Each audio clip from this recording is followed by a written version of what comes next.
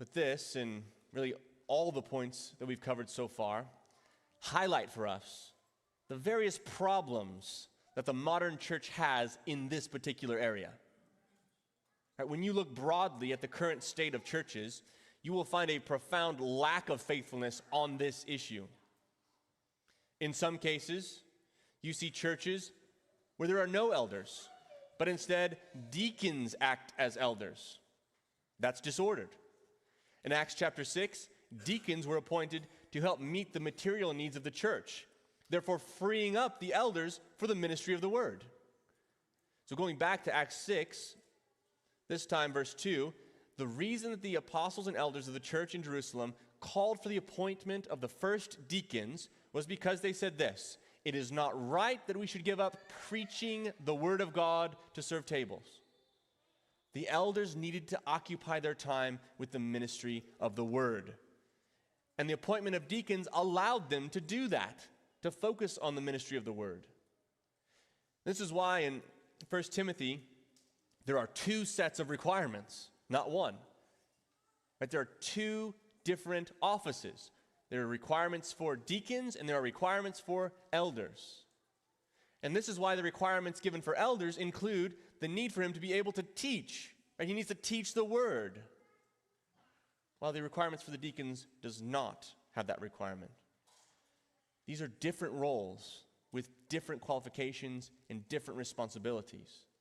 And confusing the biblical model by doing away with the office of elder and replacing it with the office of deacon is disordered. And what will happen is that neither the role of elder or the role of deacon will be done properly, and the church as a whole will suffer for that. In other cases, we see churches who replace a plurality of elders with a plurality of staff. So no elder board, just people who are hired to do certain tasks in the church. This model is, of course, borrowed from the corporate world, right? If it works for big corporations, some people think, why not try it in the church? But this model also comes with at least one serious issue. What are the biblical qualifications for a staff member? The Bible doesn't give any. We find long lists of qualifications, of course, for elders and for deacons. We see them here in Titus and in 1 Timothy and in 1 Peter and in the book of Acts. But nowhere are we told the parameters for a staff member. Now, of course, this isn't speaking of whether you can hire a janitor or a security man or a secretary or something like that.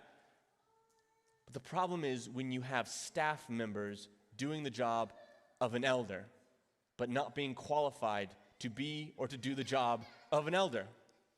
What happens in that case is the church suffers for it. In other cases still, you have churches where one group of elders oversees multiple churches. Or you have one church with one group of elders, but this church is spread out over multiple campuses or satellites in multiple towns. And we've already discussed this issue a bit. This is why you need a plurality of elders to be appointed in every local church. Right? Elders need to be among their people. They need to know them. They need to live life with them because they will give an account for them. Churches with no elders, churches who rely on the elders of another church in another town will be underserved, right? Like the flock whose shepherd is tending another flock in another area. They will lack proper oversight, and the church and everyone involved will suffer for it. And the same can be said of a church with 200 or 500 or 1,000 members and only one pastor or elder. Right? That happens a lot. There's no way that one man can properly pastor that many people by himself.